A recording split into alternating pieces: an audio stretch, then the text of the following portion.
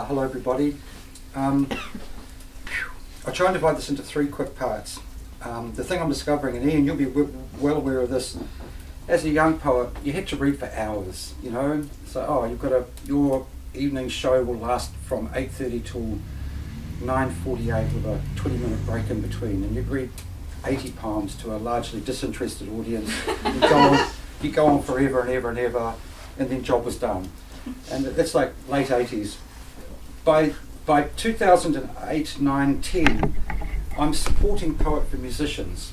I'm their opening act, like the crowd warmer. You know, please learn to applaud for the musicians by not applauding for the poet.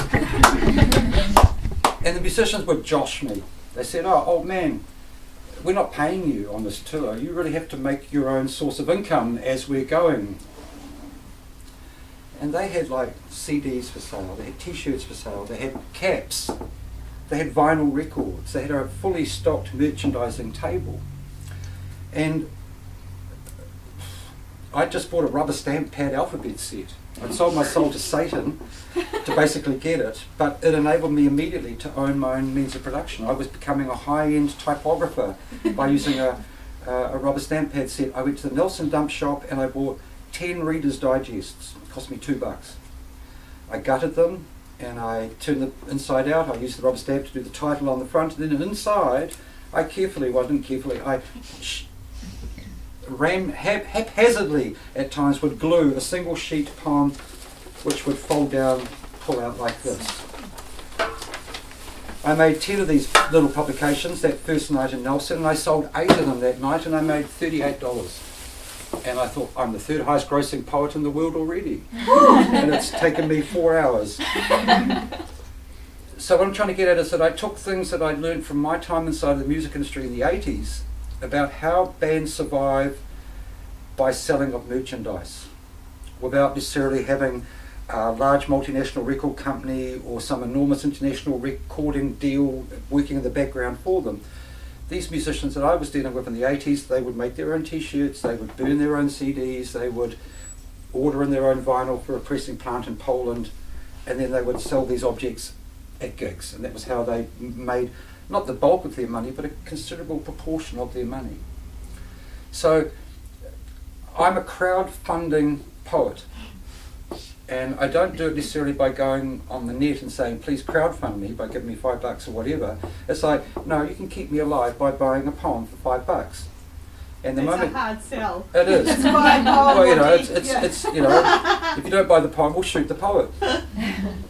It's as simple as that. It comes down to that. If your work is good, if you're a poet of some, you know, intellectual ability, some novelty, some innovation, some whatever, you'll be fine. If you're a crappy poet, well, no, nobody's going to buy your poems, I'm sorry, until you get better at writing poetry, which maybe won't happen until you're an old person, whatever.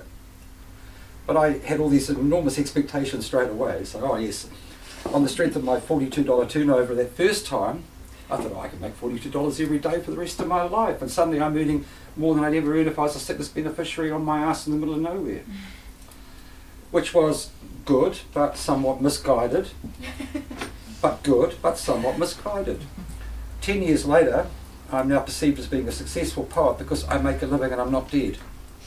And that seems to be one of the criteria that one of the strange measuring rulers you can apply to a poet's career and say, well, sorry, it's penury, it's poverty, it's the garret, it's the starving, and then when you're dead, fuck, we'll all cash in on you. So, perversely, a small part of me rejected that business model straight away. Don't die young and be successful. Live a bit later and try and work it out. I like to say that male poets in particular are like wines in a cellar. The expectation is, good afternoon young person, the expectation is that over time we will mature and get better with age. You know, life's experiences, the disastrous marriages, the near fatal car crash, the death of your dog, the passing on of your parents, all these things mark events in poets' lives which they will draw on in order to up their ante as far as the emotions that they can draw on. 27-year-old poets, I hate to say this to you, if there's 27-year-old poets in the audience, but you don't know shit. You may think you do, but you don't. And I will happily judge myself as a former 27-year-old poet who thought that they knew shit back in the day, and realised over time that really I knew nothing. I am the inventor of the poetry rack. I know it looks like a toast rack, but it is a poetry rack once you put a poem inside it. And this stops your work from being hidden on bookshelves where nobody will ever see them. It gets them off the bookshelf and on the coffee table, which is like, that's a great place for poetry. Not only have I the inventor of the poetry rack, trademark, but the poetry brick, which is a cardboard box with 27 poems inside it, which I've now started to log at the literary establishment saying, look at me, I'm doing something interesting, please. So I earn my living from merchandising. I cut my cloth to suit. I moved out to the middle of God-forsaken nowhere, 60 k's from any inhabitable place. My nearest big town was Hunterville. And here's a tip, Hunterville is not a big town. Hunterville has a farming supply merchant shop, a coffee bar that won't make any money, and a motel that's slowly going bankrupt. And that was it. That was my nearest place to go get Rothmans and chook food from. I made a decision early on. I'm talking too much and I should be reading, but I've got to explain things. Well, I can before I die. It's like we put you on it's like whatever. I realised quite early on, if I'm not an academic poet, then I'm a poor poet. And I may be rich in life's experiences, but I'm going to be short of cash all my life. And I've accepted that. I've got no desire to go and buy a $1.6 million house in Herne Bay anytime soon, and I don't want to be driving around in the latest Audi, both of which I would despise and detest myself for becoming a part of. Every time I've lived in a house I've owned in suburbia, I've gone mental. So I know the warning signs. So I have no aspirations of a lifestyle like that, which is a tragedy, because then your lifestyle is defined by what you're not. So I have tried to make a writing career out of not doing anything in the right way, but somehow managing in my own cack-handed, back to front, inside out, upside down, copyleft way of doing things, and perceived now as being reasonably successful, which is a funny thing as well, because it just means that I'm a one-person sweatshop working very long hours to perpetuate what I'm doing all the time. I never wanted to be a poet who was being published by somebody. When the computer came along in the late 80s, I realised that, fuck, I can do this. I got a copy of PageMaker 1. I loaded it on a Mac something out of 6 floppy disks, and suddenly I was a desktop publisher. And the skills I picked up, I haven't lost. I can still take a font, stretch it, blurt it, make it whatever. It's not exactly rocket science. So I self-publish, and I do it brutally. I do it in a way that I'm never out of print. As soon as somebody buys something, I will make another one and replace it and put it on the rack straight away, or whatever. People have no attention spans as well. I hate to tell you this, there's only a few people in this room who can remember the 70s, or the 60s before that. And they were the decades of attention spans, where a journalist would write a 1,200 word essay about something, and we would read it from start to finish because, in fact, this is interesting. But now that 1,200 word essay has become a meme on Facebook that we will quickly scroll past, like maybe, or a nice picture on Instagram. As a young poet doing an hour-and-a-half show in a disinterested cafe or bar, you realise that you are not in the heady environment of the literary festivals, where a respectful audience, much like you today, are sitting in silence listening to some old guy going on at a microphone.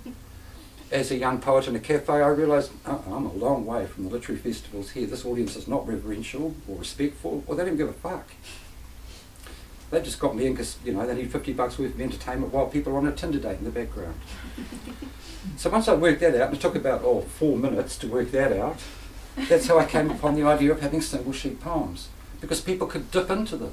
They weren't confronted by a collection with 68 poems or 344 poems quickly. Here's one.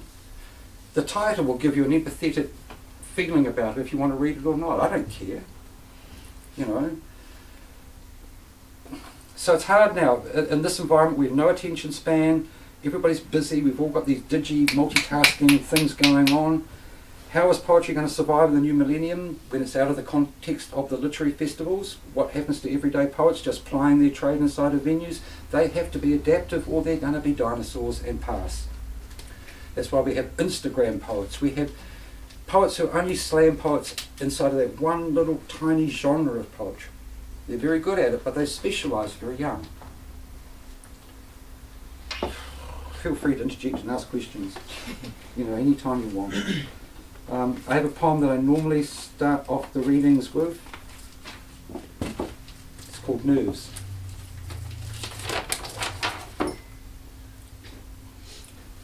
I'm starting to like the nerves that I get before some of the readings that I do. It's a mixture of excitement and simple don't fuck it up fear.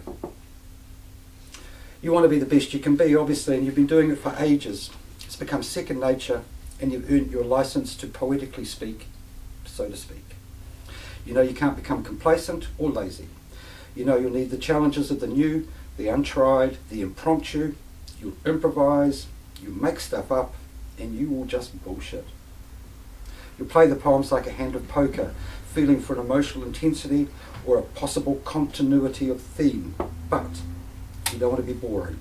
You don't want to be too fucking sad or too much talking about the ex-wives or be angry or glib. But glib will get you a long way, but nowhere near where you want to eventually end up. And then there's a thing called balance and order inside of chaos. I know there are realms that you operate well within and at times well outside of.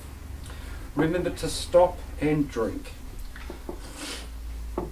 Remember just to slow down and allow for some silence. I will shuffle these things tonight in front of you, and the pages are going to fly off in all directions. Audience, all you got to do is simply hang on. Full stop, poem ends, full stop.